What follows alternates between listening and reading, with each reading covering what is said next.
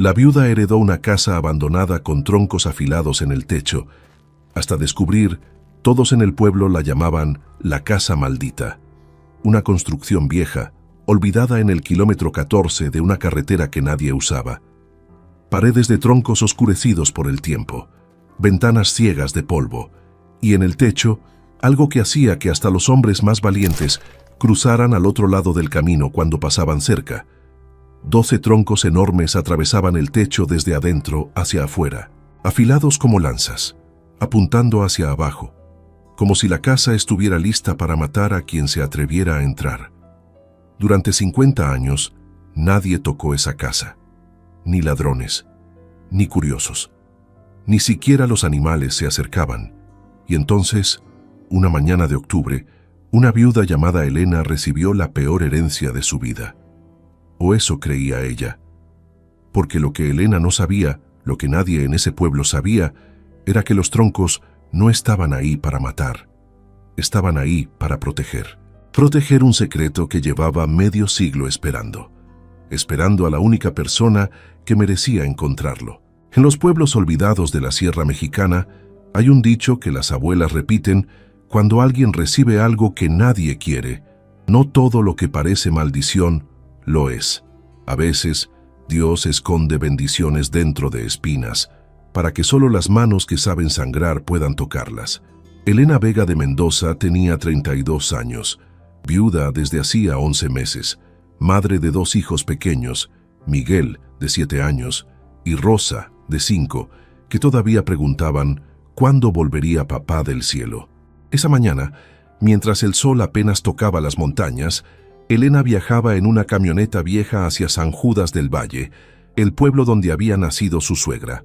Iba a recibir lo único que le quedaba en el mundo, una herencia. Pero antes de continuar, quiero pedirte algo. Si esta historia te atrapa, déjame un like ahora mismo. Y en los comentarios, escribe de qué ciudad o país me estás viendo. Me encanta saber de dónde vienen las personas que escuchan estas historias. Ahora sí, sigamos. Lo que Elena no sabía, lo que nadie en ese pueblo sabía, era que esa herencia iba a destruir todo lo que ella creía sobre su familia. Y después, iba a salvarla. El notario se llamaba Heriberto Cárdenas, un hombre de 60 años, lentes gruesos, voz monótona. Llevaba 4 décadas leyendo testamentos en ese cuarto pequeño y húmedo, con un ventilador de techo que giraba tan lento que apenas movía el aire caliente. 40 años viendo familias despedazarse por dinero.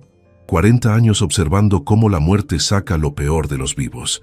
Pero esa mañana, algo en su mirada decía que hasta él, un hombre acostumbrado a la miseria humana, sentía lástima por lo que estaba a punto de pasar.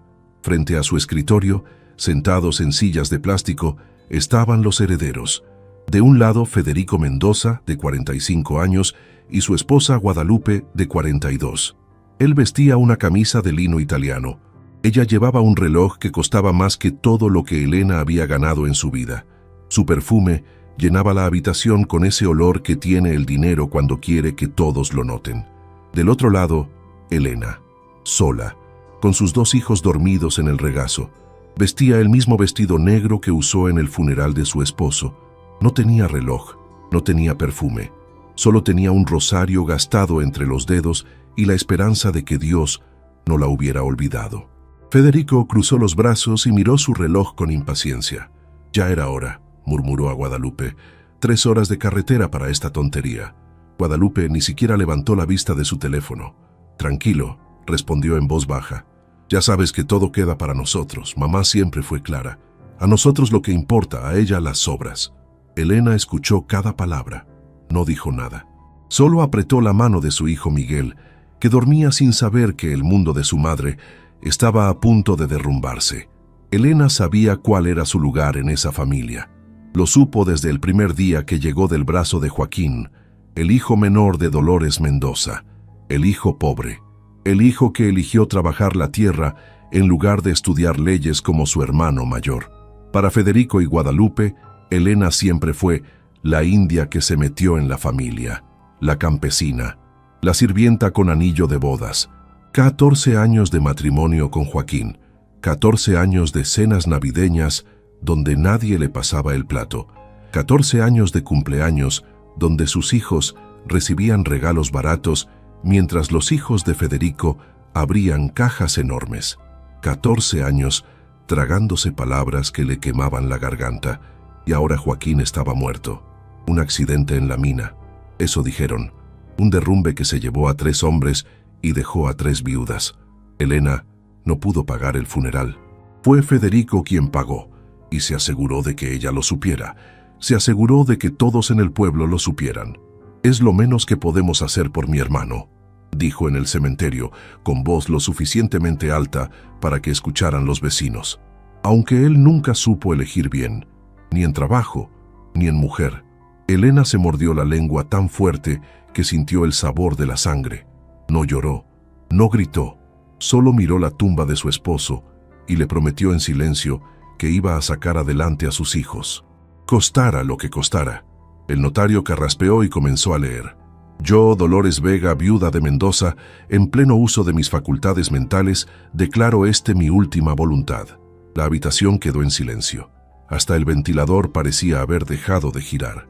A mi hijo mayor, Federico Mendoza Vega, le heredo la propiedad ubicada en calle Hidalgo número 12, valuada en 1.800.000 pesos. Federico sonrió. Guadalupe apretó su mano con satisfacción. El notario continuó. También le heredo el terreno agrícola de 200 hectáreas en el Valle de San Marcos, así como el 60% de las acciones de Transportes Mendoza. Federico asintió lentamente, como si estuviera recibiendo algo que siempre le perteneció. A mi nuera Guadalupe le heredo las joyas que pertenecieron a mi madre, incluyendo el collar de esmeraldas que ha estado en la familia por 4 generaciones. Guadalupe se llevó la mano al pecho, emocionada. Mi abuela tenía buen gusto, dijo, sin importarle que Elena estuviera escuchando. El notario pasó la página. Elena sintió cómo su corazón se aceleraba. Quedaba ella. Quedaba algo para ella. Tenía que quedar algo. Dolores nunca fue cariñosa con ella, eso era verdad, pero tampoco fue cruel. A veces, cuando nadie miraba, la vieja le daba dinero extra para los niños. Para que coman bien, decía, sin explicaciones. Tenía que haber algo. A mi nuera Elena Vega de Mendoza. El notario se detuvo. Frunció el ceño. Releyó el documento en silencio, como si no creyera lo que estaba escrito. Federico se inclinó hacia adelante. ¿Qué pasa? ¿Qué dice? El notario se quitó los lentes. Los limpió con un pañuelo. Se los volvió a poner. A mi nuera Elena Vega de Mendoza. Le heredo la propiedad ubicada en el kilómetro 14 de la carretera vieja a San Miguel. Silencio. Federico frunció el ceño, confundido. El kilómetro 14. ¿Qué hay ahí? El notario tragó saliva. La casa de los troncos. El silencio duró exactamente 3 segundos. Después, Federico soltó una carcajada fuerte, cruel, que llenó toda la habitación como un balde de agua sucia. Guadalupe se tapó la boca, pero no para contener la pena, para contener la risa. «¿La casa de los troncos?», repitió Federico secándose una lágrima del ojo. «¿La casa maldita? ¿Esa casa?». Elena no entendía. Miró al notario buscando explicación. «¿De qué hablan? ¿Qué casa?». Federico se volteó hacia ella con una sonrisa que destilaba veneno. «Ay, cuñadita, se nota que nunca fuiste parte de esta familia de verdad. Nunca escuchaste la historia». Se reclinó en su silla, disfrutando el momento. En el kilómetro 14, al final de un camino de terracería que nadie usa, hay una casa vieja. Tiene más de 50 años. La construyó el abuelo de mi madre, según dicen. Pero nadie vive ahí, nadie se acerca. ¿Sabes por qué? Elena negó con la cabeza. Porque tiene troncos en el techo. Troncos enormes, afilados como lanzas, que atraviesan el techo hacia afuera. Apuntan hacia abajo como si fueran a caer en cualquier momento y atravesarte el cráneo. Hizo una pausa dramática. La gente dice que está maldita, que quien entra no sale, que el viejo que la construyó estaba loco y puso los troncos para matar a los ladrones, o para matar a su propia familia. Nadie sabe, nadie quiere saber. Guadalupe intervino, todavía riendo.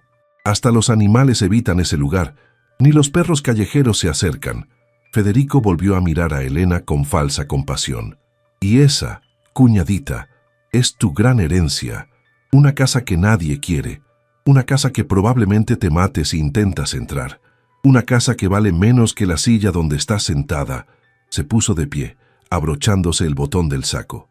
Pero bueno, al menos tienes algo. Más de lo que mereces, si me preguntas. Elena no se movió, no lloró, no gritó. Solo miró a Federico con esos ojos oscuros que habían aprendido a esconder tormentas. ¿Ya terminamos?, preguntó Federico al notario. El notario asintió lentamente, todavía incómodo. Hay una última parte. ¿Más? ¿Qué más puede haber? El notario miró a Elena directamente.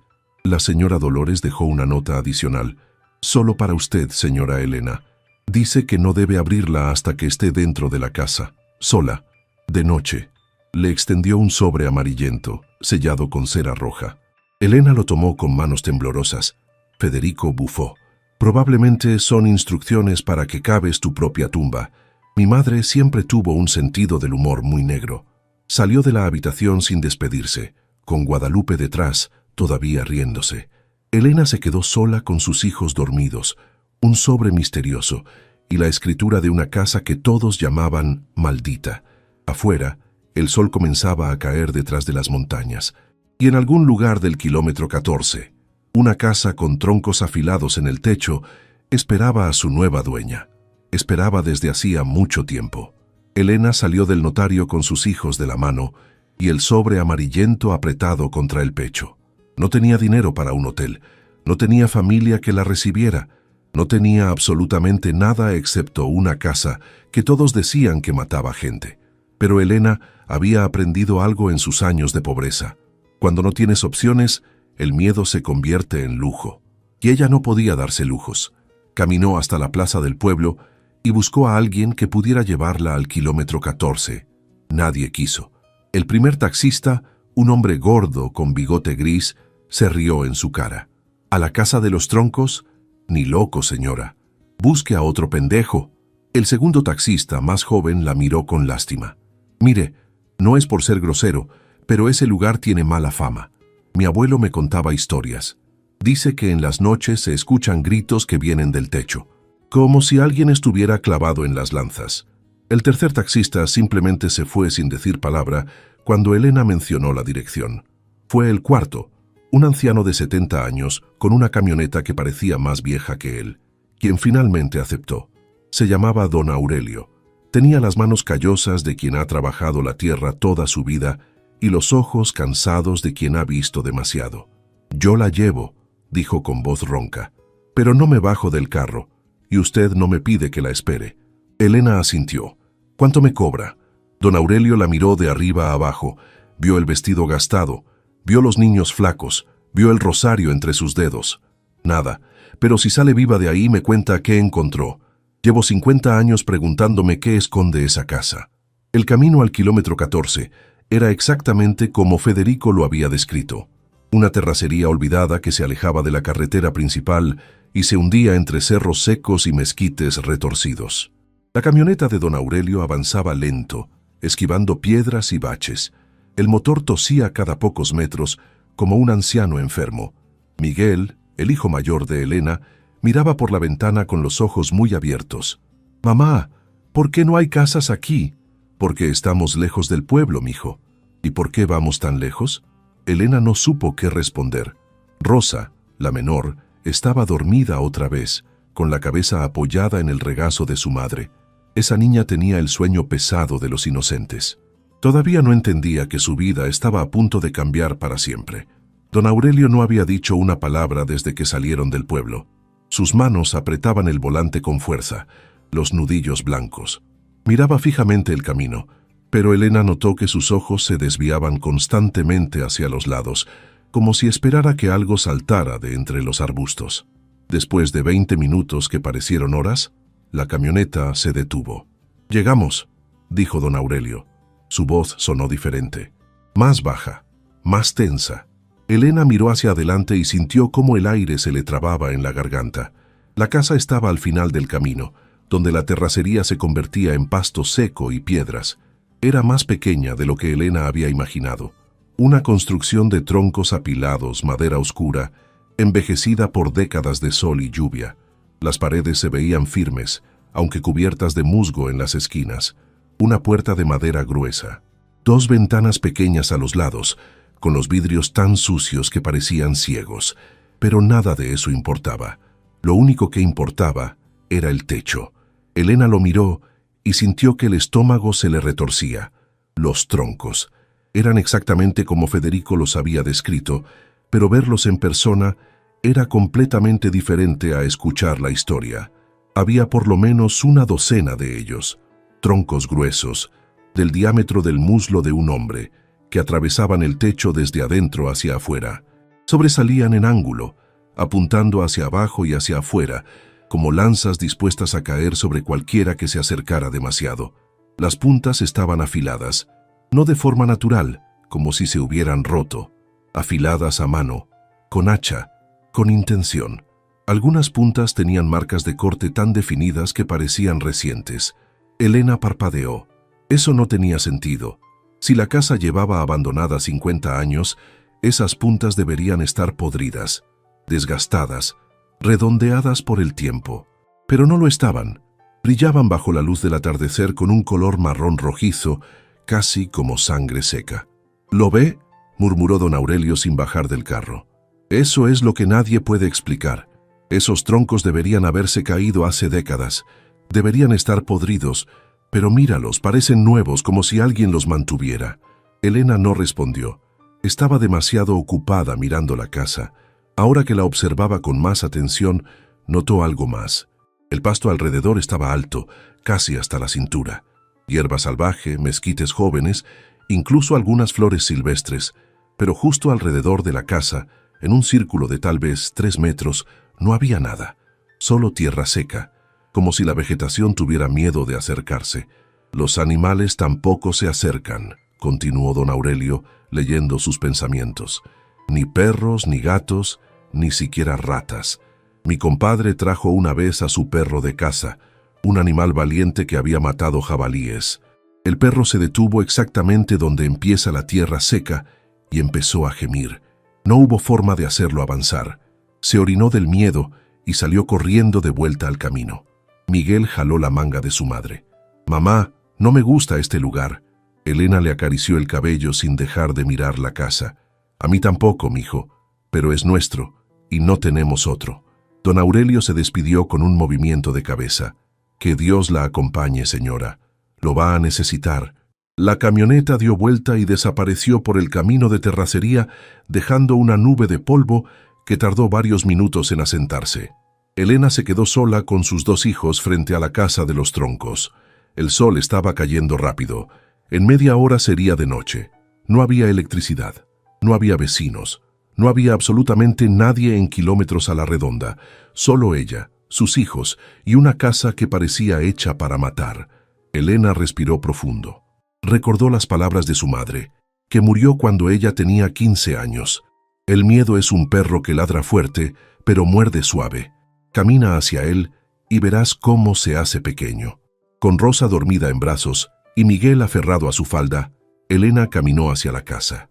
Cada paso que daba sentía los ojos de los troncos sobre ella, esas puntas afiladas que parecían seguir sus movimientos, esperando, observando. Cuando cruzó la línea donde terminaba el pasto y empezaba la tierra seca, sintió algo extraño, un escalofrío que le recorrió la espalda a pesar del calor, y algo más, algo que no supo explicar, una sensación de que la casa reconocía su presencia. La puerta no tenía candado, solo un pestillo de hierro, oxidado pero funcional. Elena lo levantó y empujó. La puerta se abrió con un chirrido largo, como un grito de bienvenida. El olor la golpeó primero. No era olor a podrido, como había esperado. Era olor a encierro, a polvo, a tiempo detenido. Como entrar a una habitación que ha estado cerrada por décadas, pero donde nada se ha descompuesto. Extraño. Una casa abandonada por 50 años debería oler a humedad, a hongos, a muerte. Esta olía a espera. Elena entró con cuidado. El interior era más amplio de lo que parecía desde afuera. Una sola habitación grande que servía como sala, cocina y comedor. Al fondo, una puerta que probablemente llevaba a un dormitorio. En una esquina, una escalera de madera que subía hacia un pequeño desván. Los muebles seguían ahí. una mesa de madera con 4 sillas, un fogón de piedra contra la pared, un armario viejo, una mecedora junto a la ventana, todo cubierto de polvo, pero entero. No había vidrios rotos, no había muebles volteados, no había señales de vandalismo ni de que alguien hubiera entrado a robar. Eso también era extraño. En México, las casas abandonadas duran semanas antes de que alguien se lleve lo que pueda vender. Una casa abandonada por 50 años debería estar vacía, destruida, saqueada hasta los cimientos. Pero esta parecía protegida, como si algo hubiera mantenido alejados a los ladrones. Elena miró hacia arriba y contuvo la respiración. Ahí estaban. Los troncos, vistos desde adentro, eran aún más impresionantes. Atravesaban el techo en ángulo, entrando por el forro de madera y saliendo por el otro lado hacia el exterior.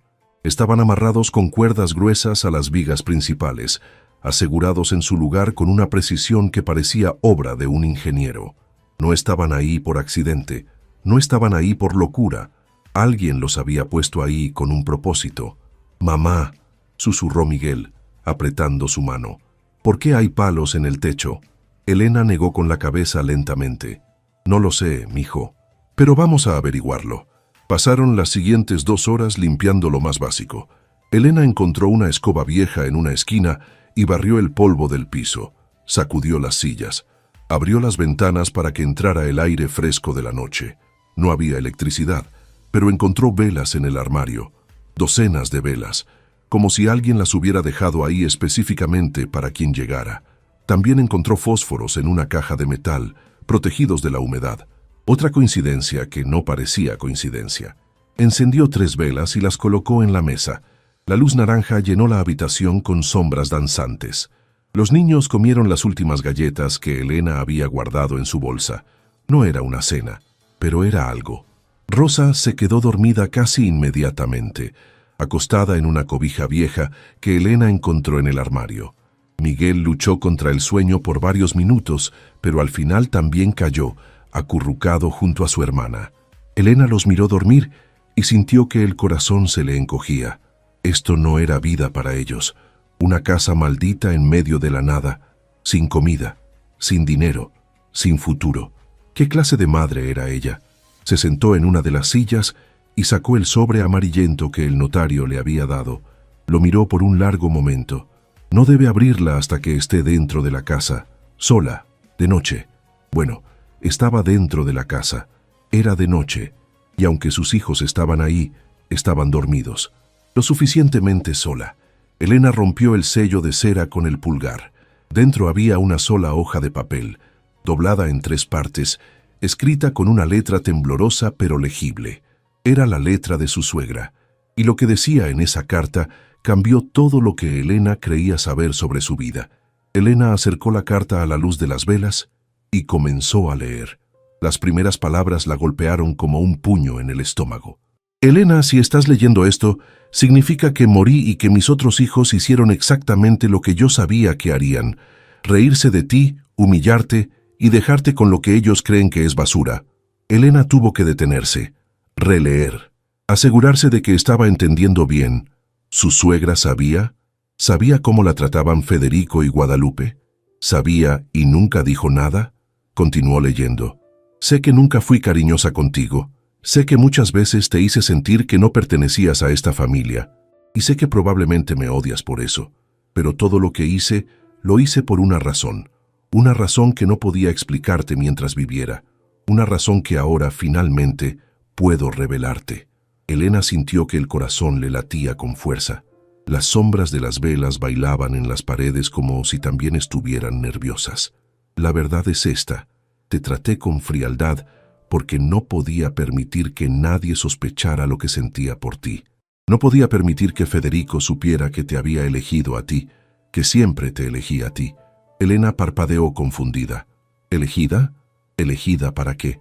Desde el día que Joaquín te trajo a casa, supe que eras diferente. No por tu belleza, que la tienes, no por tu inteligencia, que también la tienes, sino por algo más profundo, por la forma en que mirabas a mi hijo, por la forma en que cuidabas a tus hijos, por la forma en que trabajabas sin quejarte, sufrías sin gritar y seguías adelante sin pedir nada a cambio. Eso, Elena, es lo más raro que existe en este mundo.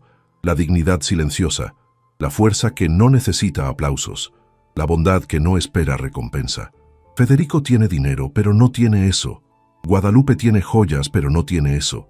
Mis otros nietos tienen juguetes caros, pero no tienen eso. Tú lo tienes, y tus hijos lo heredaron de ti. Por eso te dejé la casa. Elena sintió que algo caliente le rodaba por la mejilla. Una lágrima, luego otra. No se molestó en secarlas. Sé lo que todos dicen sobre esa casa. Sé que la llaman maldita. Sé que dicen que los troncos están ahí para matar gente. Pero todo eso es mentira, Elena. Una mentira que yo misma ayudé a crear. Los troncos no están ahí para matar a nadie. Están ahí para proteger algo. Algo que mi padre escondió hace más de 50 años. Algo que vale más que todas las propiedades de Federico juntas. Algo que nunca pude recuperar, porque el secreto se fue con él a la tumba.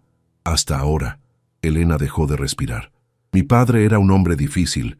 Trabajó toda su vida en las minas de plata de Real del Monte. Era capataz. Ganaba buen dinero, pero nunca confiaba en los bancos. Decía que los bancos eran ladrones con corbata, así que guardaba todo lo que ganaba en un lugar seguro. Un lugar que nadie conocía excepto él. Cuando murió en 1974, dejó esta casa a nombre de mi madre, pero no dejó instrucciones, no dejó mapa, no dejó nada que indicara dónde había escondido sus ahorros de 40 años. Mi madre buscó por todas partes, yo busqué por todas partes, mis hermanos buscaron por todas partes.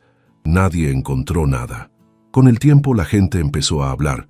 Empezaron los rumores de que la casa estaba maldita, que mi padre se había vuelto loco antes de morir, que los troncos eran una trampa para asesinos. Yo dejé que hablaran. Es más, alimenté los rumores. Inventé historias sobre gritos en la noche y apariciones en el techo.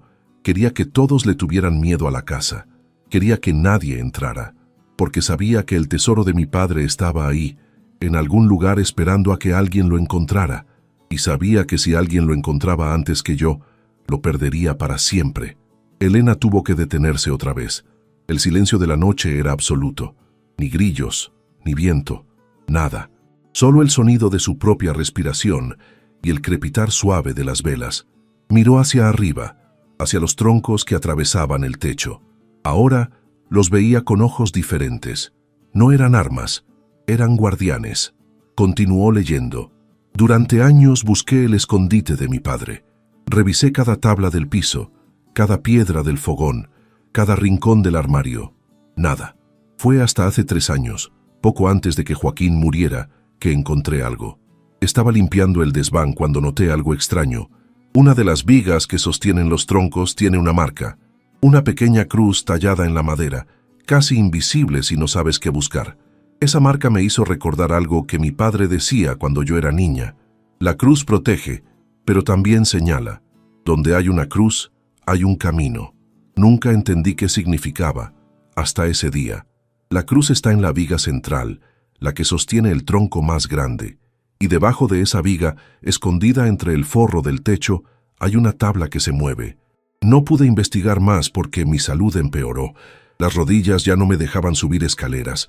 Los ojos ya no me dejaban ver en la oscuridad, y no podía pedirle a nadie que me ayudara porque no confiaba en nadie, excepto en ti. Elena, lo que mi padre escondió está ahí, estoy segura, y te lo dejo a ti porque sé que tú sabrás qué hacer con ello, no por codicia, no por venganza, sino por tus hijos, por el futuro que merecen. Federico tiene suficiente, más que suficiente. Lo que mi padre dejó no es para él, es para alguien que lo necesite de verdad, alguien que lo merezca de verdad. Esa persona eres tú. Elena bajó la carta. Sus manos temblaban. Miró hacia la escalera que subía al desván. Esa escalera vieja, polvorienta, que apenas había notado cuando entró. Ahora parecía brillar bajo la luz de las velas, como si la estuviera llamando. Pero no podía subir ahora. Era de noche. La única luz que tenía eran 3 velas. Sus hijos dormían en el piso, y aunque la carta de Dolores le había dado esperanza, también le había dado miedo. ¿Y si el tesoro no existía? ¿Y si Dolores estaba senil cuando escribió la carta? ¿Y si todo esto era una broma cruel, Una última humillación desde la tumba. Elena negó con la cabeza. No. Dolores era muchas cosas, pero no era cruel. Fría sí, distante sí, pero la crueldad requiere energía, y Dolores nunca gastaba energía en nada que no valiera la pena. Si escribió esa carta, era porque creía en lo que decía. Elena dobló la carta y la guardó en su sostén, junto a su corazón. Era el único lugar seguro que tenía. Mañana, cuando saliera el sol, subiría al desván y buscaría la cruz en la viga. Pero esta noche necesitaba descansar. Se acostó junto a sus hijos en el piso, cubriéndolos con la cobija vieja. El piso era duro e incómodo, pero Elena había dormido en lugares peores. Cerró los ojos, y por primera vez en 11 meses, soñó con algo que no era la tumba de su esposo. Soñó con luz. La despertó el sonido, un crujido fuerte, seco, como madera que se rompe. Elena abrió los ojos de golpe. El corazón le latía tan fuerte que podía sentirlo en la garganta. La habitación estaba completamente oscura. Las velas se habían consumido durante la noche.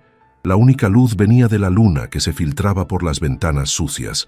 Otro crujido. Venía de arriba, del techo. Elena miró hacia arriba y sintió que el alma se le salía del cuerpo. Los troncos estaban moviéndose. No mucho, solo unos centímetros, pero en el silencio absoluto de la noche, cada pequeño movimiento sonaba como un trueno. Las cuerdas que los sostenían chirriaban bajo la tensión. Las vigas gemían como si estuvieran soportando un peso invisible. Y entonces escuchó otra cosa, un sonido que no venía del techo, un sonido que venía de afuera. Pasos. Alguien estaba caminando alrededor de la casa. Elena se quedó completamente quieta. No se atrevía ni a respirar. Los pasos eran lentos, deliberados, como si alguien estuviera inspeccionando las paredes, buscando algo, o a alguien. Se acercaron a la puerta principal. Se detuvieron. Elena vio la sombra bajo la rendija de la puerta. 2 pies. Alguien estaba parado justo afuera. El pestillo de hierro tembló. Alguien estaba tratando de entrar. Elena buscó desesperadamente algo con que defenderse. Sus ojos se adaptaron a la oscuridad y vio el atizador del fogón apoyado contra la pared. Se arrastró hacia él en silencio, sin hacer ruido, sin despertar a los niños. Sus dedos se cerraron alrededor del hierro frío. El pestillo seguía temblando. Y entonces, tan súbitamente como habían empezado, los sonidos se detuvieron. Los pasos se alejaron. El pestillo quedó quieto. Los troncos dejaron de moverse. El silencio volvió. Elena se quedó ahí, sentada en el piso con el atizador en la mano, durante el resto de la noche. No durmió, no se movió, solo vigiló. Vigiló la puerta, vigiló las ventanas, vigiló los troncos sobre su cabeza. Y cuando los primeros rayos del sol empezaron a filtrarse por las ventanas sucias, Elena supo 2 cosas con absoluta certeza. Primera, no estaba sola en ese lugar. Segunda, tenía que encontrar lo que Dolores había escondido antes de que alguien más lo encontrara primero. El sol entró por las ventanas como una bendición. Elena no se había movido de su lugar en toda la noche. Tenía el atizador todavía apretado en la mano, los nudillos blancos de la tensión. Los ojos le ardían por la falta de sueño, pero su mente estaba más despierta que nunca. Alguien había estado afuera. Alguien sabía que ella estaba ahí. Alguien quería entrar. Se levantó lentamente con cuidado de no despertar a los niños. Le dolía todo el cuerpo. El piso de madera no perdona a nadie, especialmente a una mujer de 32 años que cargaba el peso del mundo en los hombros. Lo primero que hizo fue revisar la puerta. El pestillo seguía en su lugar. No había señales de que alguien lo hubiera forzado, pero en el polvo del piso, justo debajo de la rendija, vio algo que le heló la sangre. Huellas. Huellas de botas que no eran las suyas. Alguien había estado parado ahí, justo del otro lado de la puerta durante varios minutos, el tiempo suficiente para dejar marcas profundas en la tierra. Elena abrió la puerta con cuidado y salió. La mañana era fresca. El sol apenas empezaba a calentar la tierra seca que rodeaba la casa. Los pájaros cantaban en los mezquites lejanos, ajenos al drama que se había desarrollado durante la noche. Las huellas continuaban alrededor de la casa. Elena las siguió. Quien fuera, había caminado por todo el perímetro. Se había detenido en cada ventana, había inspeccionado cada pared y al final las huellas desaparecían en el camino de terracería rumbo a la carretera principal. No era un animal, no era un fantasma, era una persona que sabía que Elena estaba ahí, una persona que quería algo de esa casa. Elena volvió a entrar y cerró la puerta con fuerza. El tiempo se había acabado. Tenía que encontrar lo que Dolores había escondido. Hoy, ahora, antes de que el visitante nocturno regresara. Despertó a los niños con suavidad. Miguel abrió los ojos confundido, mirando alrededor de la habitación como si hubiera olvidado dónde estaba. Cuando vio los troncos en el techo, todo volvió a él de golpe. «¿Todavía estamos aquí, mamá?» «Sí, mijo, todavía estamos aquí». Rosa se despertó hambrienta, como todos los niños de 5 años. Empezó a pedir comida antes de terminar de abrir los ojos. Elena sintió una punzada de culpa. No tenía comida. Las galletas de ayer habían sido las últimas. Lo único que le quedaba en la bolsa eran 2 pesos con 50 centavos y un pedazo de pan duro que había guardado para emergencia. Partió el pan en 3 pedazos y les dio los más grandes a los niños. Ella se quedó con el más pequeño, apenas un bocado, pero era algo. «Mamá, tengo sed», dijo Rosa con la boca llena de migajas. Elena miró alrededor de la habitación. Tenía que haber agua en algún lugar. Dolores había dejado velas y fósforos. Seguramente había dejado algo más. Revisó el armario con más cuidado, y ahí, escondida detrás de cobijas viejas, encontró una jarra de barro tapada con un trapo. La abrió esperando encontrarla vacía. Estaba llena, agua fresca, limpia, como si alguien la hubiera dejado ahí recientemente. Elena frunció el ceño. Eso no tenía sentido. La casa llevaba décadas abandonada. El agua se habría evaporado o podrido hace años, pero esta agua olía bien, sabía bien, como si viniera de un manantial. Otra cosa que no podía explicar, otra pieza del rompecabezas que era esa casa. Los niños bebieron con ganas. Elena tomó solo unos sorbos. Necesitaba mantener la mente clara. «Escúchenme bien», dijo arrodillándose frente a ellos. «Mamá necesita subir a ese lugar de arriba, a ese cuartito que está sobre la escalera». Miguel miró hacia el desván con desconfianza. «¿Por qué?» «Porque la abuelita Dolores dejó algo ahí para nosotros, algo importante». «¿Qué cosa?» Elena dudó. «No lo sé todavía, mijo, pero voy a averiguarlo. ¿Podemos ir contigo?» «No. Necesito que se queden aquí abajo y cuiden la puerta. Si alguien toca, no abran. Si alguien grita, no contesten. Solo quédense callados hasta que mamá baje». «¿Entendieron?» Los niños asintieron con los ojos muy abiertos. Elena los abrazó fuerte. Inhaló el olor de sus cabellos, ese olor a tierra y sudor que era el olor de su vida entera. Luego se puso de pie y caminó hacia la escalera. Los escalones crujían bajo su peso. Cada paso era una negociación con la madera vieja. Poner el pie despacio, distribuir el peso, esperar a que el crujido terminara antes de dar el siguiente paso. La escalera tenía 12 escalones. Elena los contó porque necesitaba pensar en algo que no fuera el miedo, que le apretaba el pecho. 1, 2, 3. Desde abajo, Miguel la miraba con expresión preocupada. Rosa se había sentado en una de las sillas y jugaba con el rosario de su madre, pasando las cuentas entre sus deditos. 4, 5, 6. A medida que subía, el olor cambiaba. Abajo olía a polvo y encierro. Aquí arriba olía a algo más, algo orgánico, como hojas secas y resina de pino. 7, 8, 9. La luz también cambiaba. El desván no tenía ventanas, pero había pequeños espacios entre las tablas del techo por donde se filtraba el sol de la mañana, rayos delgados que cortaban la oscuridad como cuchillos de oro. 10, 11, 12. Elena llegó al desván. Era más pequeño de lo que había imaginado. Un espacio triangular, limitado por la inclinación del techo que apenas permitía estar de pie en el centro. A los lados había que agacharse para no golpearse la cabeza con las vigas. Y ahí estaban. Los troncos. Vistos desde aquí, desde adentro del desván, eran aún más impresionantes. Atravesaban el espacio como columnas diagonales. entrando por el forro interior y saliendo por el techo exterior. Las cuerdas que los sostenían eran gruesas como muñecas de hombre, enrolladas alrededor de las vigas principales en nudos complicados que parecían obra de un marinero. Elena contó 12 troncos en total, 12 lanzas de madera apuntando hacia el mundo exterior. Pero no había venido a admirar los troncos, había venido a buscar la cruz. Se movió con cuidado entre las vigas, agachándose cuando era necesario, avanzando hacia el centro del desván donde la carta de Dolores decía que estaba la marca. La luz era escasa. Tuvo que esperar a que sus ojos se adaptaran a la penumbra, y entonces la vio. En la viga central, la más gruesa de todas, la que sostenía el tronco más grande, había una marca tallada en la madera.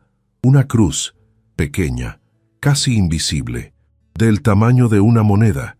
Si no hubieras sabido que estaba ahí, nunca la habrías encontrado. Elena pasó los dedos sobre la marca. La madera estaba lisa por el tiempo, pero los surcos de la cruz seguían siendo perceptibles al tacto. La cruz protege, pero también señala, murmuró recordando las palabras de la carta. Donde hay una cruz, hay un camino. Miró hacia abajo. Justo debajo de la viga marcada, el forro del techo estaba hecho de tablas horizontales clavadas una junto a otra. Todas parecían iguales, todas parecían sólidas, excepto una. Elena se arrodilló y examinó las tablas con cuidado. Pasó las manos sobre cada una, sintiendo los clavos, las junturas, las imperfecciones. Y entonces lo sintió. Una tabla que se movía, no mucho, apenas unos milímetros, pero suficiente para saber que no estaba clavada como las demás. Elena clavó los dedos en la rendija y tiró. La tabla se resistió por un momento, pero luego cedió con un crujido seco. Debajo había un hueco, un espacio oscuro entre el forro y la estructura del techo, un escondite perfecto que nadie encontraría, a menos que supiera exactamente dónde buscar. Elena metió la mano con cuidado. Sus dedos tocaron algo frío, cilíndrico, metálico. Lo sacó a la luz. Era un tubo de PVC, blanco, sellado en ambos extremos con tapas de plástico, del tamaño de un antebrazo. Pesaba más de lo que esperaba. Había algo adentro. Elena bajó del desván con el tubo apretado contra el pecho. Los niños la miraron con ojos enormes cuando apareció al final de la escalera, cubierta de polvo y telarañas, sosteniendo aquel objeto extraño. «¿Qué es eso, mamá?», preguntó Miguel. «No lo sé, mijo. Vamos a averiguarlo». Se sentó en la mesa y examinó el tubo. Las tapas estaban selladas con cinta adhesiva vieja, amarillenta por el tiempo, pero todavía funcional. Alguien había querido asegurarse de que la humedad no entrara. Elena quitó la cinta con cuidado y desenroscó una de las tapas. Adentro había papeles, muchos papeles, enrollados como pergaminos antiguos. Los sacó uno por uno y los extendió sobre la mesa. El primer papel era una carta, escrita a mano, con tinta negra, en una caligrafía firme y elegante que no era la de Dolores. Era una letra de hombre, una letra de otra época. Elena comenzó a leer. «A quien encuentre esto, mi nombre es Aurelio Vega. Fui capataz de la mina Santa Elena en Real del Monte durante 43 años. Escribo esta carta en el año de 1974, 2 semanas antes de mi muerte, porque sé que mi tiempo se acaba y no puedo llevarme a la tumba lo que he guardado toda mi vida». Elena sintió que el corazón se le detenía. Aurelio Vega, el padre de Dolores, el bisabuelo de sus hijos, el hombre que construyó esta casa y puso los troncos en el techo. Continuó leyendo. «Durante mis años en la mina, ahorré cada peso que pude, no por avaricia, sino por miedo. Miedo a los bancos que quiebran, miedo a los gobiernos que roban, miedo a los hijos que se vuelven codiciosos cuando huelen la herencia.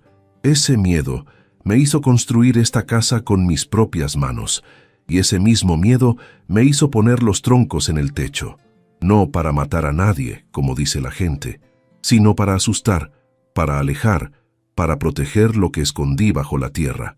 Elena dejó de respirar. Bajo la tierra. Había algo más. El tubo de PVC no era el tesoro, era el mapa. Elena extendió el resto de los papeles sobre la mesa con manos temblorosas. Además de la carta, había otros documentos. Algunos estaban amarillentos por el tiempo, con manchas de humedad en las esquinas, pero todavía legibles. Otros parecían más recientes, como si alguien los hubiera añadido al tubo años después de que Aurelio lo sellara. Separó todo en grupos. El primer grupo eran documentos legales, escrituras de propiedades, títulos de terrenos. Elena los leyó uno por uno, sintiendo que el mundo se tambaleaba bajo sus pies con cada página. Un terreno de 150 hectáreas en el Valle de San Marcos, a nombre de Aurelio Vega, nunca transferido, nunca vendido, todavía válido.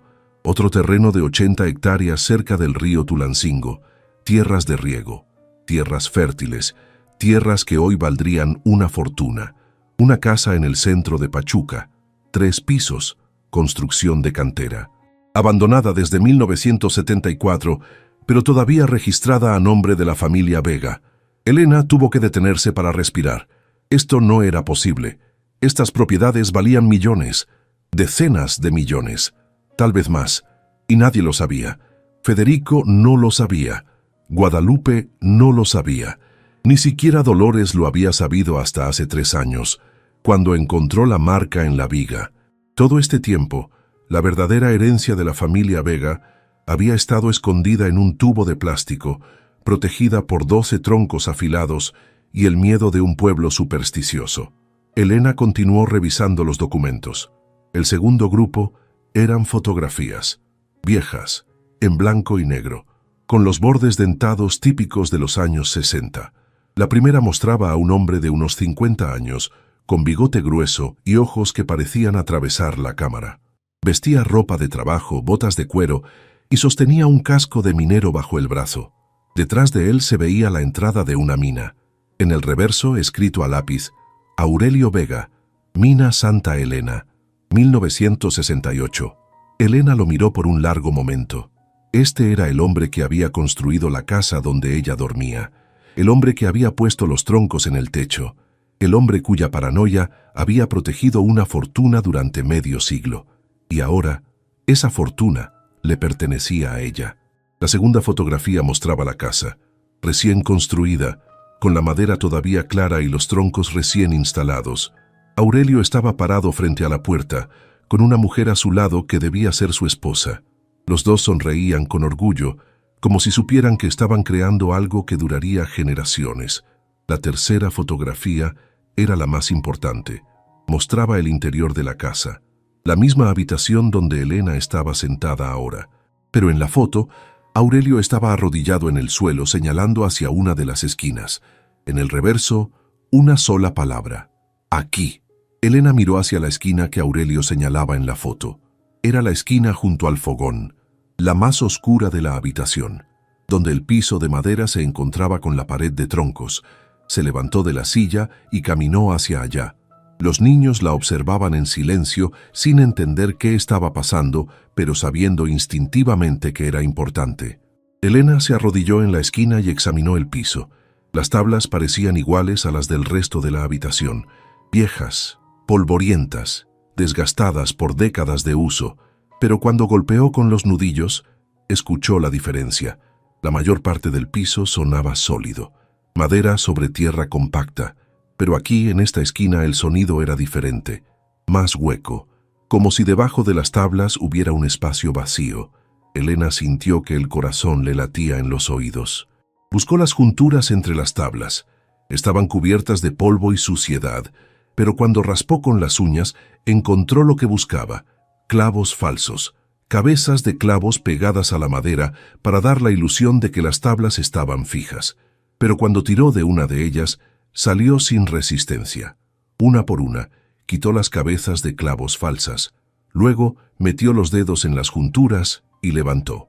Las tablas se alzaron como la tapa de un cofre, y debajo, Elena vio el agujero.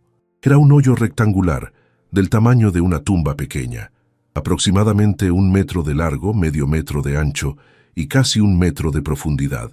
Las paredes estaban reforzadas con tablas de madera para evitar que la tierra se derrumbara. El fondo estaba cubierto con una lona impermeable, del tipo que usan los agricultores para proteger las cosechas, y sobre la lona había 3 objetos.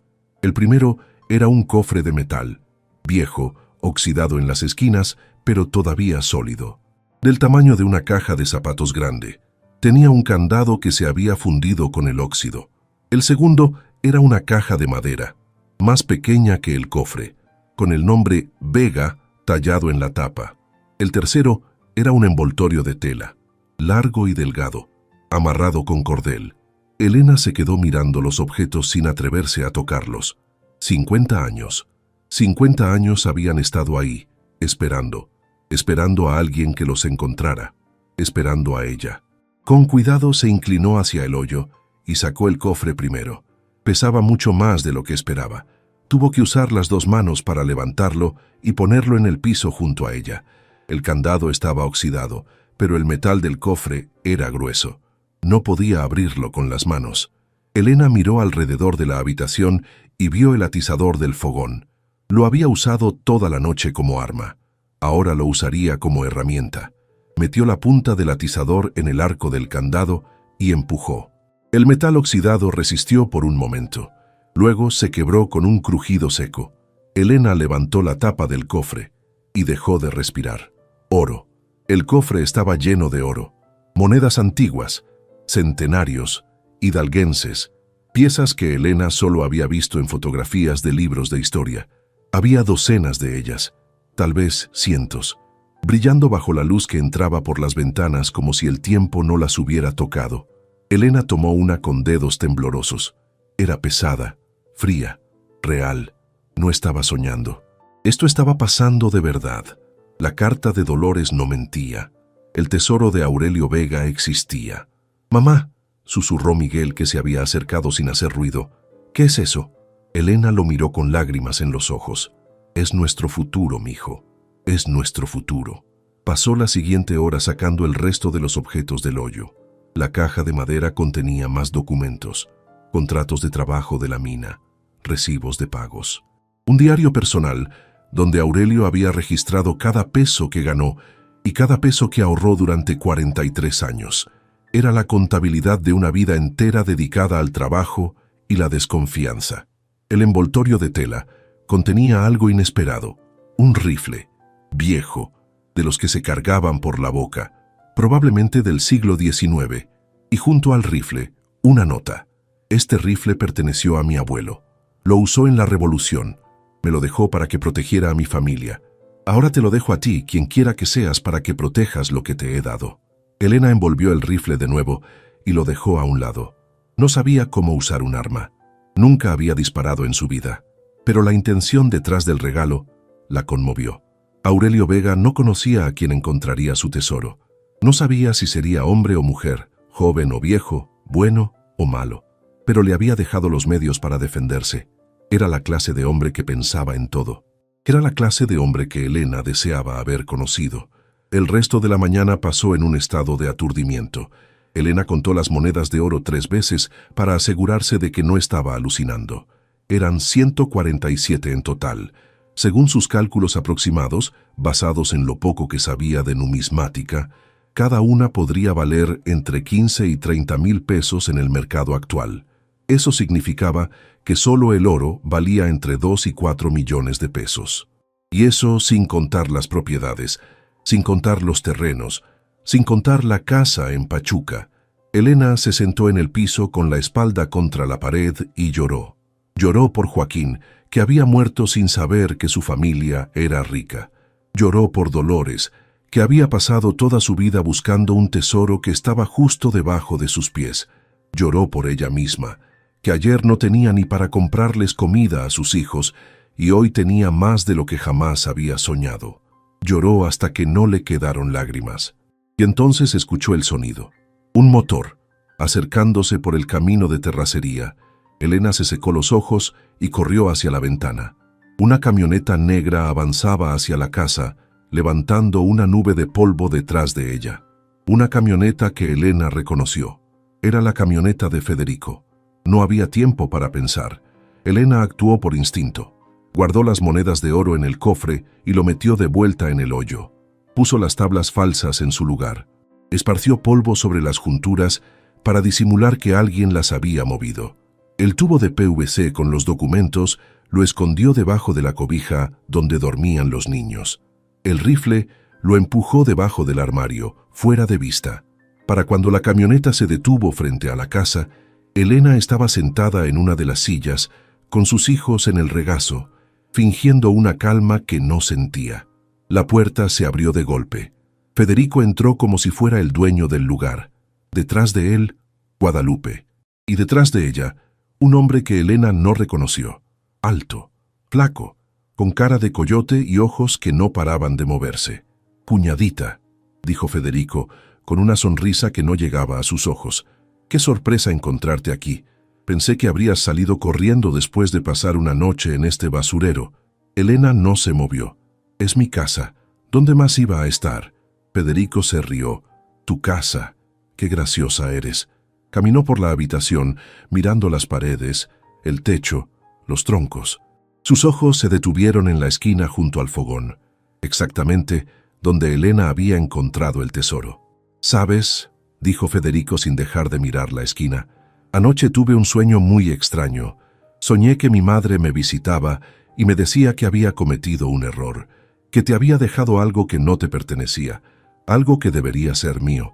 Se volteó hacia Elena con ojos fríos. «Y esta mañana me desperté pensando, ¿y si no fue un sueño? ¿Y si mi madre realmente escondió algo en esta casa de mierda?» Elena sintió que el corazón se le helaba. Federico lo sabía. No sabía exactamente qué había, pero sospechaba algo. Por eso había mandado a alguien anoche. Por eso estaba aquí ahora. «No sé de qué hablas», dijo Elena con voz firme. «Aquí no hay nada más que polvo y ratas». Federico sonrió. «Entonces no te importará que echemos un vistazo, ¿verdad, cuñadita?». No era una pregunta. Federico chasqueó los dedos y el hombre de cara de coyote comenzó a moverse por la habitación. Revisó el armario primero. Sacó las cobijas, las velas, la jarra de agua. Las tiró al piso sin cuidado, como si fueran basura. Luego fue hacia el fogón. Movió las piedras. Metió la mano en las cenizas frías. Nada. Elena lo observaba sin moverse, con los niños apretados contra su pecho. Miguel temblaba.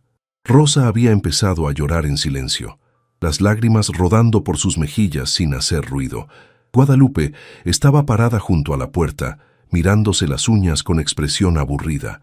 Para ella, esto era un trámite, un paso necesario antes de volver a su vida de lujos y comodidades. «Revisa el piso», ordenó Federico. El hombre de cara de coyote se arrodilló y comenzó a golpear las tablas con los nudillos, escuchando el sonido que hacían. Toc, toc, toc. Sólido, sólido, sólido. Se acercó a la esquina junto al fogón. Elena dejó de respirar. Toc, hueco. El hombre levantó la mirada hacia Federico con una sonrisa de dientes amarillos. «Aquí hay algo, patrón». Federico caminó hacia la esquina con pasos lentos, saboreando el momento. Se arrodilló junto al hombre y pasó los dedos por las tablas. «Mira nada más», murmuró. «Clavos falsos. Qué ingenioso era el viejo». Miró a Elena por encima del hombro. «¿No que no había nada, cuñadita?». Elena no respondió. No podía. Las palabras se le habían quedado atrapadas en la garganta junto con el corazón. Federico hizo un gesto y el hombre comenzó a levantar las tablas, una por una. El sonido de la madera arrancándose fue como uñas raspando una pizarra. Y entonces el hoyo quedó expuesto. Federico se asomó y su expresión cambió. El cofre de metal brillaba bajo la luz que entraba por las ventanas. Federico lo sacó del hoyo con manos ansiosas, sin importarle el polvo ni la suciedad. Lo puso en el piso y rompió el candado oxidado de un solo golpe con el tacón de su bota. Levantó la tapa y se quedó inmóvil. El oro. 147 monedas de oro que brillaban como soles pequeños. Federico tomó una con dedos temblorosos. La mordió, como había visto hacer en las películas. Sus ojos se abrieron tanto que parecían a punto de salirse de las órbitas. «Guadalupe», susurró. «Guadalupe, ven a ver esto». Guadalupe se acercó arrastrando los pies, todavía aburrida. Pero cuando vio el contenido del cofre, su expresión cambió por completo. «Dios mío», dijo llevándose las manos a la boca. «Dios mío, Federico, eso es oro, oro de verdad, centenarios, hidalguenses, esto vale una fortuna». Federico se puso de pie y miró a Elena con una sonrisa triunfante. Y pensar que casi te dejamos quedarte con la casa. Qué suerte que decidí venir a revisar. Elena encontró su voz. Eso no es tuyo. Federico soltó una carcajada. ¿Perdón? El testamento de tu madre fue claro. Esta casa es mía. Todo lo que hay dentro de esta casa es mío. Ese oro es mío. Federico dejó de reírse. Su expresión se endureció como piedra. Escúchame bien, india ignorante. Mi madre estaba senil cuando escribió ese testamento. No sabía lo que hacía. Y aunque lo hubiera sabido, esto nunca debió ser tuyo. Esto es patrimonio de la familia Vega. Patrimonio que mi hermano, tu difunto esposo, jamás mereció. Y que tú, una campesina que se metió en la familia por accidente, mereces aún menos. Dio un paso hacia Elena. Así que esto es lo que va a pasar. Voy a llevarme este cofre. Voy a llevarme todo lo que encuentre en esta casa. Y tú vas a quedarte callada. Porque si abres la boca, si se te ocurre ir con un abogado o con la policía, te juro por mi madre muerta que te voy a destruir. Otro paso. Te voy a quitar a tus hijos. Tengo amigos en servicios sociales que harán lo que yo diga. Te voy a meter a la cárcel por difamación. Tengo abogados que cobran más por hora de lo que tú has ganado en toda tu vida. Te voy a hundir tan profundo que vas a desear haberte muerto junto con tu marido inútil. Estaba tan cerca que Elena podía oler su colonia cara. ¿Entendiste, cuñadita? Elena lo miró a los ojos y por primera vez en 14 años no bajó la mirada. No. La palabra salió de su boca antes de que pudiera detenerla. Pequeña, suave, pero firme como roca.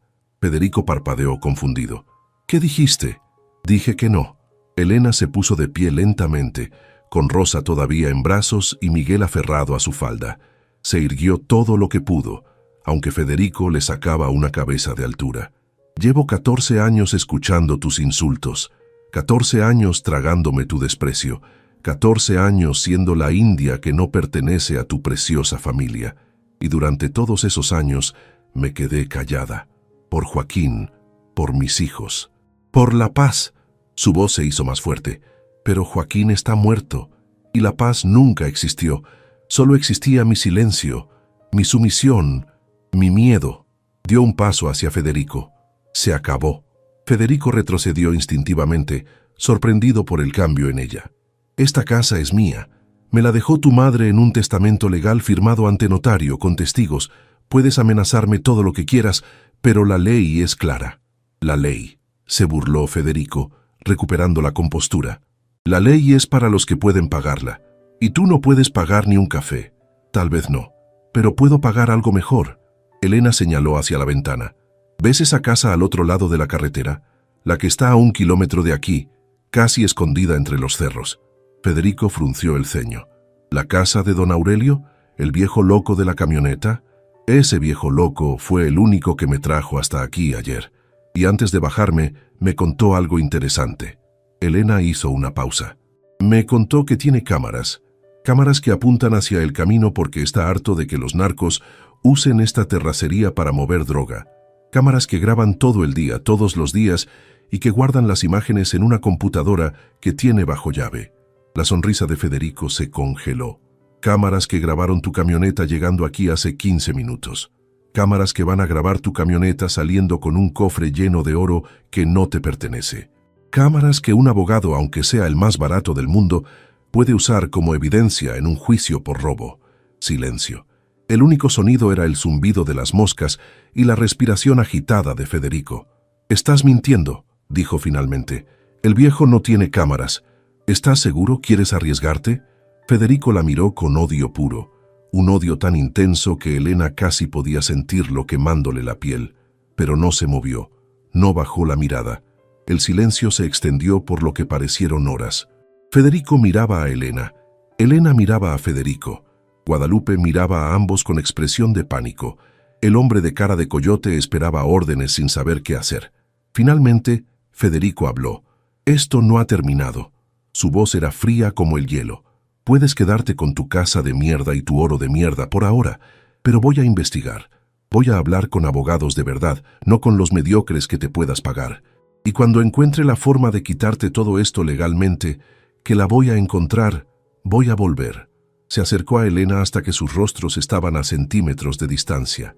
Y ese día, cuñadita, vas a desear haber aceptado mi oferta. Vas a desear haberte quedado callada. Vas a desear no haber nacido. Escupió al suelo junto a los pies de Elena. Luego se dio vuelta y salió de la casa sin mirar atrás. Guadalupe lo siguió, tropezando con sus tacones caros en el piso desnivelado. El hombre de cara de coyote se quedó un momento más, mirando a Elena con expresión indescifrable. Luego sacó algo del bolsillo y lo dejó caer al suelo. Una navaja, para que se defienda, dijo en voz baja. La va a necesitar. Y salió. Elena esperó hasta que escuchó el motor de la camioneta alejarse por el camino de terracería. Esperó hasta que el sonido desapareció por completo. Esperó hasta que el silencio volvió a llenar la casa. Y entonces se derrumbó. Cayó de rodillas en el piso, con Rosa todavía en brazos, sollozando con una intensidad que la asustó a ella misma. Todo el miedo que había contenido durante el confronto salió de golpe, como agua rompiendo una presa. Miguel la abrazó por la espalda, llorando también. «Mamá, ¿estás bien? Mamá, ¿qué va a pasar?» Elena no podía responder. No sabía qué iba a pasar. Lo único que sabía era que había ganado esta batalla, pero la guerra apenas comenzaba. Pasaron varias horas antes de que Elena pudiera pensar con claridad. El sol ya estaba cayendo cuando finalmente se levantó del piso, se lavó la cara con el agua de la jarra y se sentó en la mesa a evaluar su situación. Federico había descubierto el oro. Eso era malo, pero no se lo había llevado. Eso era bueno. Sin embargo, volvería. De eso no había duda. Y cuando volviera, vendría con abogados, con policías corruptos, con todo el poder que su dinero podía comprar. Elena tenía que actuar rápido. Sacó el tubo de PVC de debajo de la cobija, donde lo había escondido, y volvió a revisar los documentos, las escrituras de las propiedades, los títulos de los terrenos, el diario de Aurelio. Todo estaba a nombre de Aurelio Vega. Ninguno había sido transferido a nadie más. Técnicamente, según la ley, deberían haber pasado a sus herederos cuando murió en 1974. Pero nadie había reclamado la herencia, nadie sabía que existía. Hasta ahora, Elena pensó en las opciones. Podía ir a un abogado y tratar de reclamar las propiedades como heredera legítima, pero eso tomaría tiempo, meses, tal vez años, y Federico tenía más recursos para pelear una batalla legal prolongada. Podía vender el oro y usar el dinero para escapar, irse a otro estado, otra ciudad, empezar de nuevo. Pero eso significaba abandonar todo lo demás, las propiedades, los terrenos, el futuro que Aurelio había construido. O podía hacer algo diferente, algo que nadie esperaría. Elena miró hacia los troncos que atravesaban el techo. Aurelio había sido un hombre de planes, un hombre que pensaba 10 pasos adelante, un hombre que construyó una fortaleza disfrazada de casa abandonada. Elena necesitaba pensar como él, necesitaba un plan. Y mientras el sol desaparecía detrás de las montañas, mientras sus hijos dormían acurrucados junto a ella, mientras la oscuridad volvía a llenar la casa de los troncos, Elena comenzó a formar ese plan en su mente. Un plan que no solo la salvaría a ella, un plan que destruiría a Federico de la forma que más le dolería, no con violencia, no con venganza, sino con la verdad. Elena no durmió esa noche. Mientras sus hijos descansaban bajo la cobija vieja, ella permaneció sentada junto a la ventana, mirando la oscuridad afuera y tejiendo su plan hilo por hilo. Federico tenía dinero, tenía abogados, tenía conexiones, tenía todo lo que ella no tenía, pero Elena tenía algo que él no podía comprar. Tenía la verdad, y en un pueblo pequeño como San Judas del Valle, la verdad era más poderosa que cualquier cantidad de dinero. Cuando los primeros rayos del sol tocaron las montañas, Elena ya sabía exactamente lo que tenía que hacer. Lo primero fue esconder el oro. No podía dejarlo en el hoyo bajo el piso. Federico sabía que estaba ahí. Volvería con refuerzos, con herramientas, con la determinación de un hombre que ha olido sangre. Elena necesitaba moverlo. ¿Pero a dónde? La respuesta llegó mientras miraba los troncos que atravesaban el techo. Nadie subía al desván, nadie se atrevía. Los troncos afilados hacían que cualquiera que se acercara sintiera que estaba caminando hacia su propia muerte.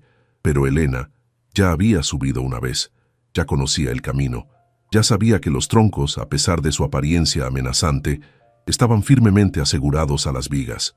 No iban a caer. Nunca habían sido diseñados para caer, solo para asustar. Durante las siguientes 2 horas, Elena subió y bajó la escalera docenas de veces.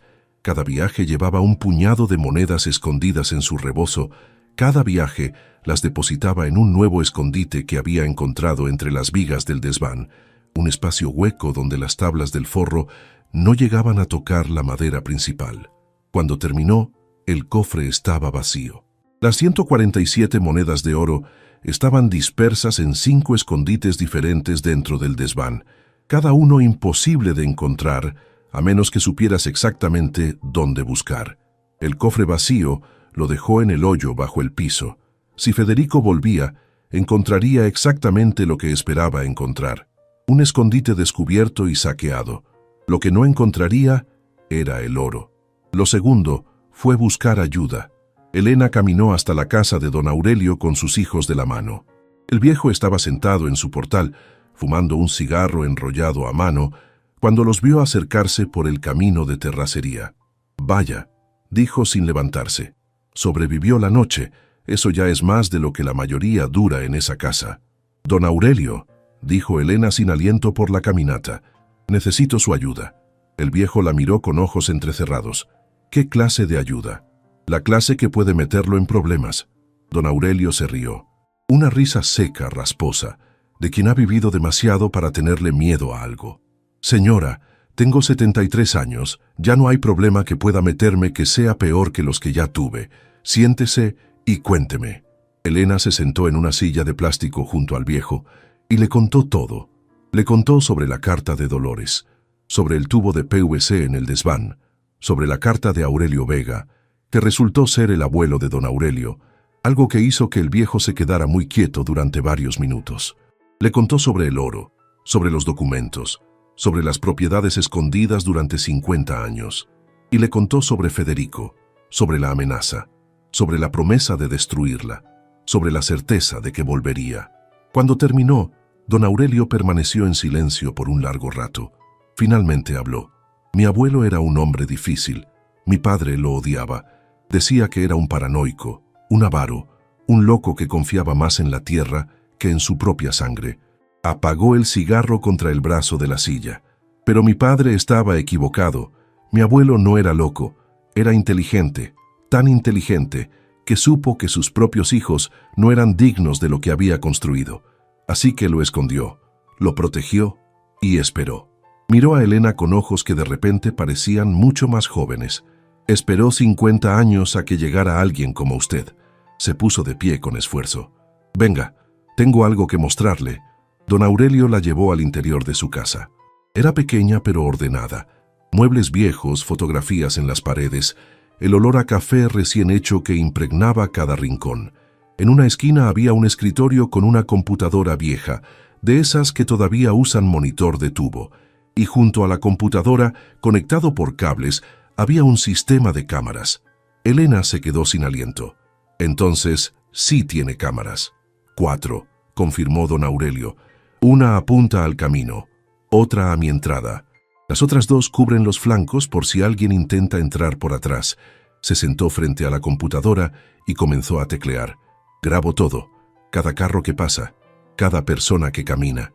Los narcos creen que soy un viejo pendejo que no sabe ni encender un celular. No saben que tengo más evidencia de sus movimientos que toda la policía del estado». La pantalla mostró una serie de archivos organizados por fecha. «Ayer en la mañana, cuando la dejé en la casa, empecé a grabar con más cuidado. Algo me decía que iba a pasar algo interesante». Hizo clic en uno de los archivos. La pantalla mostró una imagen nocturna, en blanco y negro, de la casa de los troncos, y frente a la casa, caminando lentamente alrededor del perímetro, había una figura, el hombre de cara de coyote. «Llegó a las 11 de la noche», dijo don Aurelio. «Estuvo dando vueltas por casi 1 hora. Intentó abrir la puerta, pero no pudo. Luego se fue caminando hacia la carretera». Hizo clic en otro archivo. Esta vez la imagen era de esa mañana. La camioneta negra de Federico estacionándose frente a la casa. Federico bajando. Guadalupe bajando. El hombre de cara de coyote bajando. Los tres entrando a la casa. «Tengo todo grabado», dijo don Aurelio. «La llegada, la entrada. Y mire esto». Adelantó el video hasta el momento en que Federico salió de la casa. Su expresión de furia era claramente visible, incluso en la imagen granulada.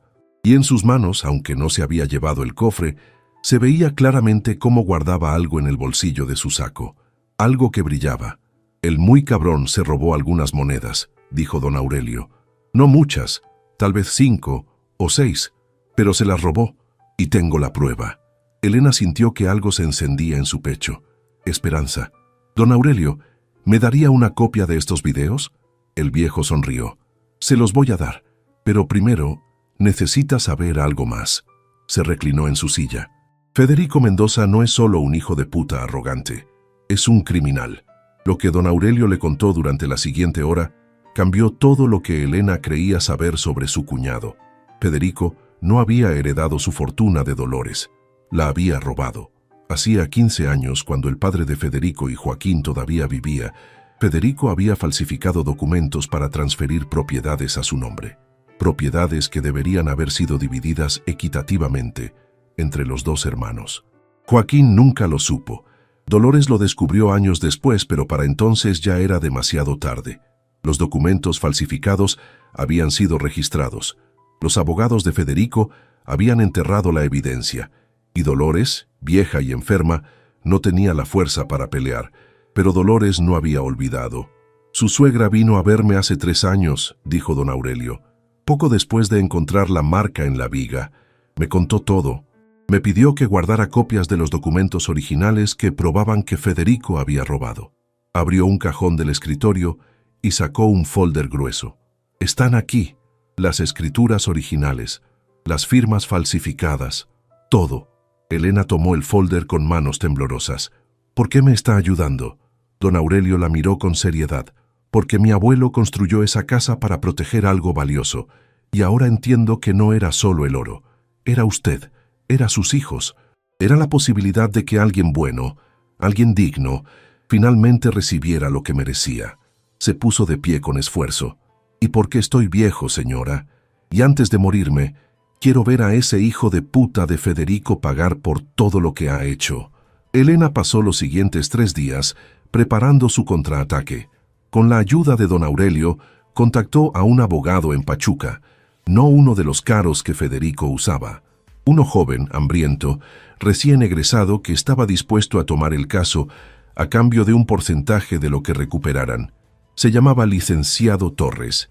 Tenía 28 años, barba de 3 días y ojos que brillaban con la intensidad de alguien que quería probar algo al mundo.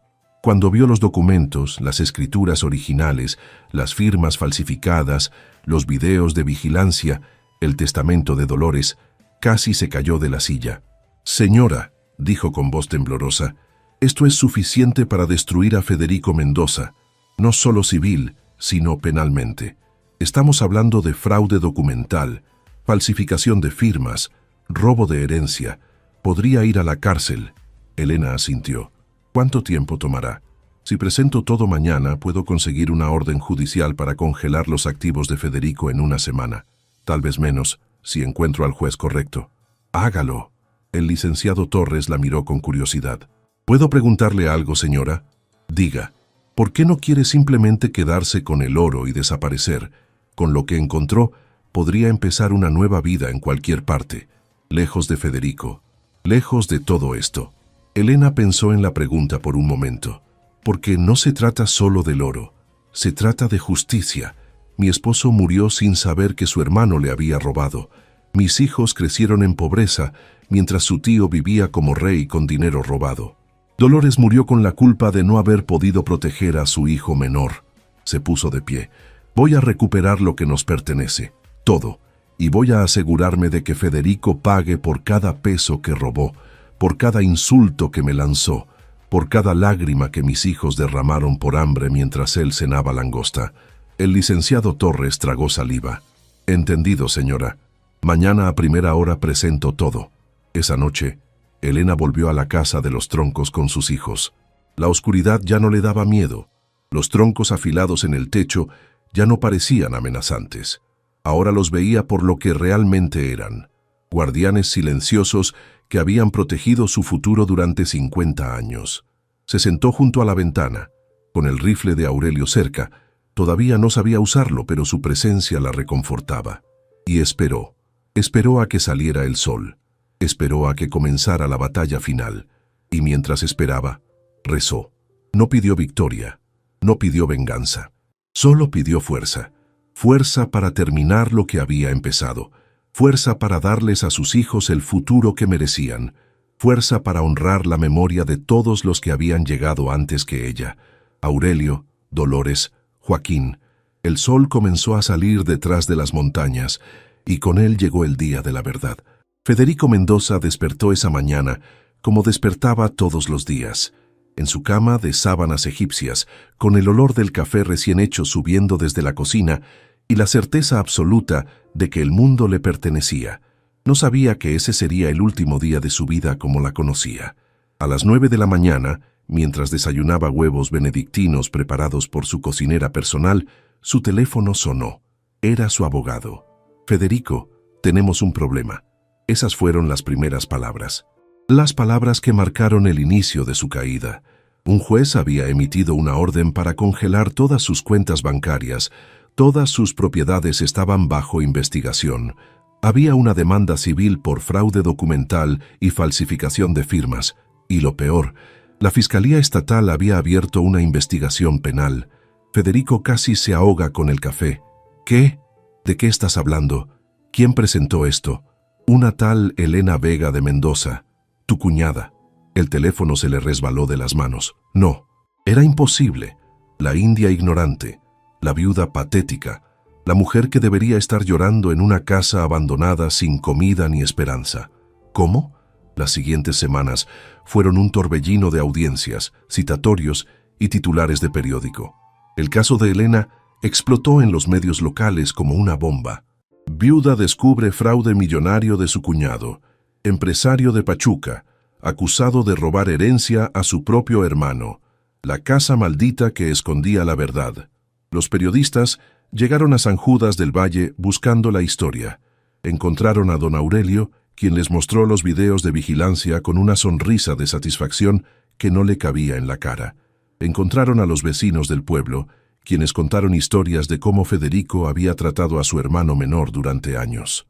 Historias de humillaciones públicas, de préstamos negados, de puertas cerradas en la cara. Y encontraron a Elena. La encontraron viviendo todavía en la casa de los troncos, con sus 2 hijos, negándose a mudarse hasta que el caso estuviera resuelto. «Esta casa me salvó», les dijo a los periodistas que se atrevieron a acercarse. «No me voy a ir hasta que todo termine».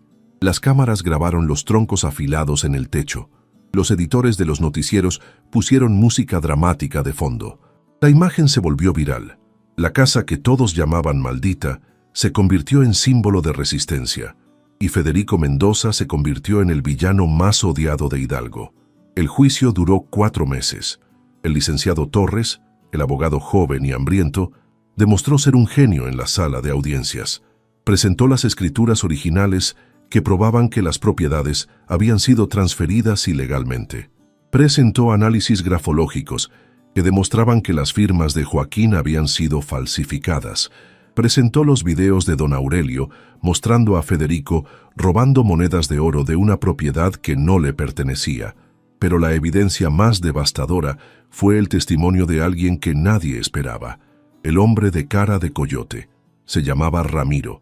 Había trabajado para Federico durante 15 años haciendo trabajos especiales, intimidaciones, amenazas, cosas peores.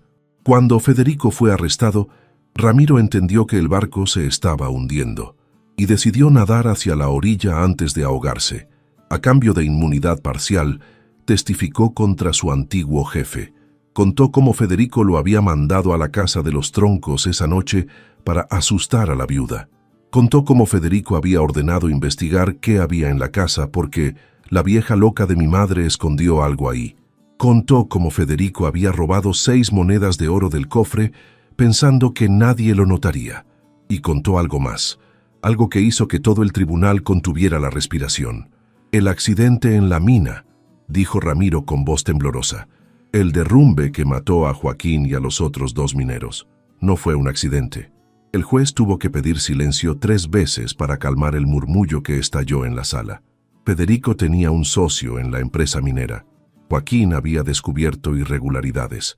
Iba a denunciar. Federico pagó para que el derrumbe pareciera un accidente. Elena, sentada en la primera fila, sintió que el mundo se detenía. Su esposo no había muerto por mala suerte.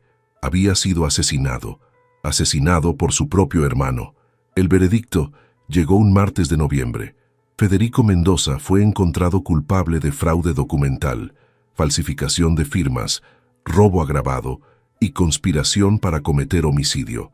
La sentencia: 35 años de prisión. Cuando el juez leyó el veredicto, Federico se puso de pie gritando que todo era mentira, que lo estaban crucificando, que Elena era una manipuladora que había engañado a todos. Los guardias tuvieron que arrastrarlo fuera de la sala. Guadalupe, sentada en las últimas filas, lloraba sin consuelo. No por su esposo, por ella misma, por la vida de lujos que estaba a punto de perder. Elena no lloró, no gritó, solo cerró los ojos y pensó en Joaquín, en su sonrisa, en sus manos callosas de trabajador, en la forma en que la abrazaba por las noches y le prometía que algún día las cosas iban a mejorar. «Ya terminó, mi amor», susurró en silencio. «Ya puedes descansar». Los meses siguientes fueron de reconstrucción. El juez ordenó que todas las propiedades fraudulentamente adquiridas por Federico fueran devueltas a los herederos legítimos de la familia Vega. Eso incluía a Elena y sus hijos. De la noche a la mañana, la viuda que no tenía ni para comer se convirtió en propietaria de terrenos, casas y una participación mayoritaria en Transportes Mendoza. Pero Elena no quiso quedarse con todo. Vendió la mayoría de las propiedades y usó el dinero para crear una fundación a nombre de Joaquín, una fundación dedicada a ayudar a viudas y huérfanos de mineros, una fundación que pagaba becas, construía casas y ofrecía trabajo digno a quienes más lo necesitaban. Las monedas de oro, las 147 piezas que Aurelio había guardado durante décadas, fueron donadas al Museo de Minería de Real del Monte, donde ahora se exhiben junto con la historia de la familia Vega.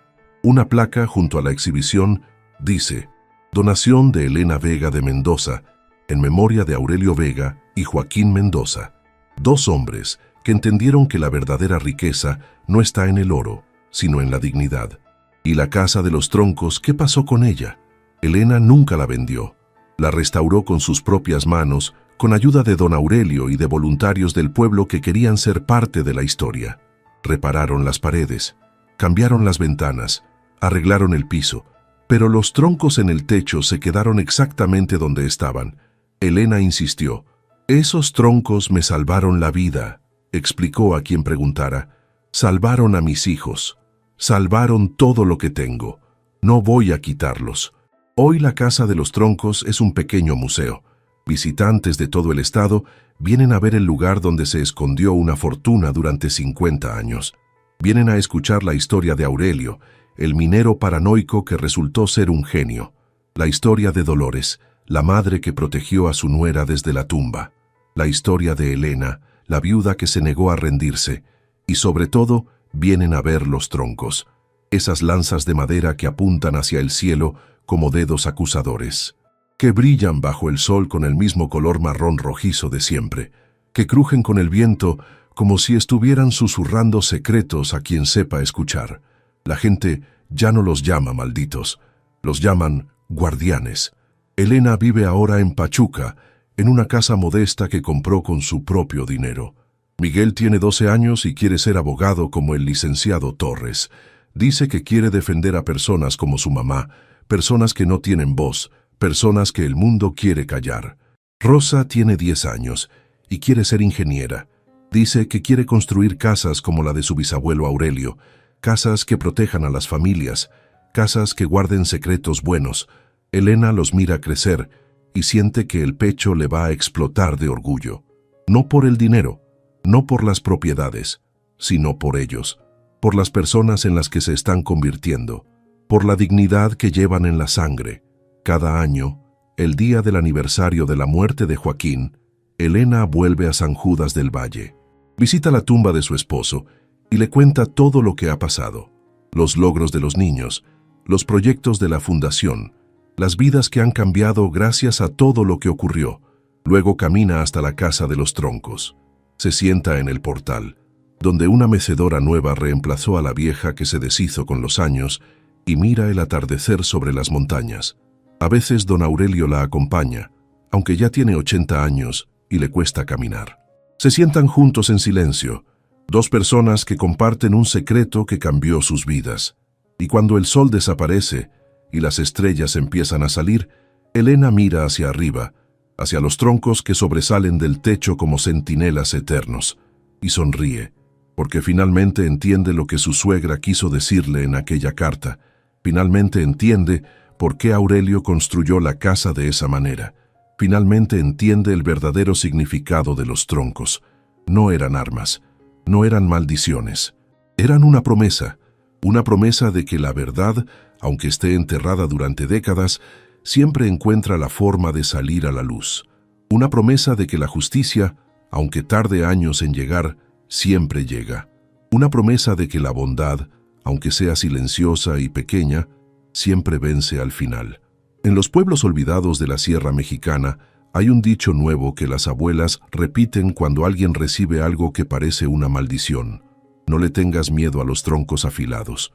A veces, lo que parece listo para matarte es lo único que puede salvarte. Y si alguien pregunta de dónde viene ese dicho, las abuelas sonríen y señalan hacia el kilómetro 14 de la carretera vieja a San Miguel, hacia una casa de madera con troncos en el techo, hacia la casa que esperó 50 años, hacia la casa que finalmente encontró a quien merecía sus secretos, la casa que parecía lista para matar, pero que solo quería proteger lo que nadie más merecía.